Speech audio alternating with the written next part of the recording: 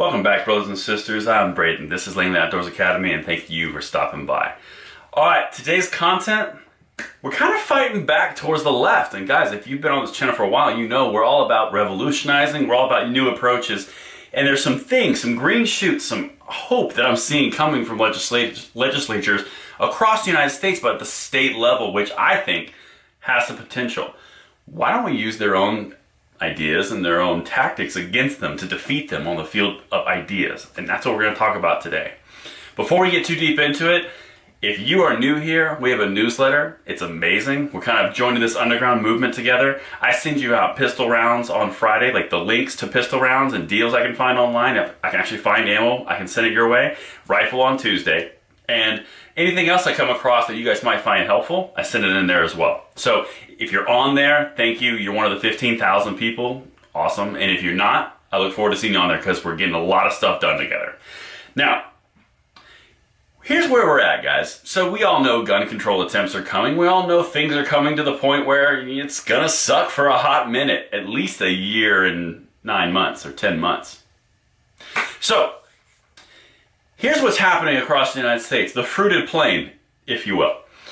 I'm seeing things like Alabama and Oklahoma, and they're putting together some really awesome ideas and some awesome proposals, which I really love to see. I know there's some states, some cities and counties in Florida are doing this. It's really across the board in red areas of the United States. So what they're doing is they're basically taking the amnesty, the immigration, the sanctuary city approach from the left, and they're applying it to the gun world. Now, this is not a new idea. I know you guys have heard about this because you guys are plugged into what's going on.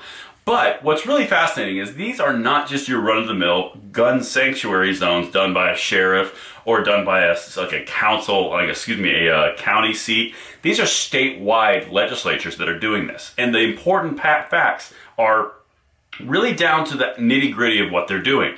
For example, in Alabama, they're not only saying the gun rights are protected inside the state boundaries, but they're also saying any kind of gun accessory, whether it be a suppressor, it be an optic, it be a magazine or a high-capacity magazine, whatever goes with that firearm, whatever accessory goes with it, they're basically saying no federal law can supersede these boundaries. We can do whatever we want. It's from our Second Amendment rights. You can't infringe upon that within these state boundaries. Now, it's the exact same approach they take with sanctuary cities. ICE, you're not welcome here. Law enforcement, you don't enforce this. This is not something that we do in these city boundaries. Exact same game, assuming that gun rights become illegal or against the law with magazines or something of that nature.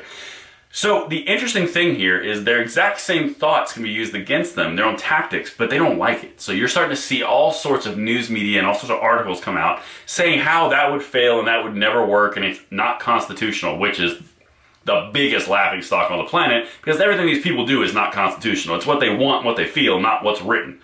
But anyway, so I'm starting to see these things come out. I've seen it in Florida, like I said, Alabama. I've seen it in Oklahoma, and I'm pretty sure that where you're going to end up is essentially all red states will be this way and all blue states will abide by the federal laws. Now, where that puts us is a very interesting place because essentially you've got a soft civil disobedience or a soft boundary difference, very similar to countries.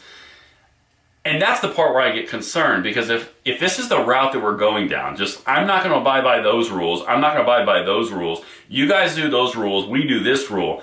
Essentially, we're dividing into a civil dissolution of the union only by law, but not by boundary, which is an interesting thought. I mean, I'd love to hear you guys' thoughts below in the comments field. Tell me what you think. Do you think, is this going to work? Is this not going to work? Is this a good idea, a bad idea?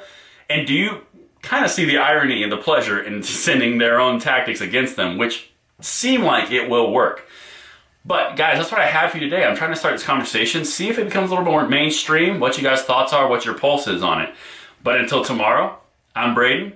This is Langley Outdoors Academy, and thank you for stopping by.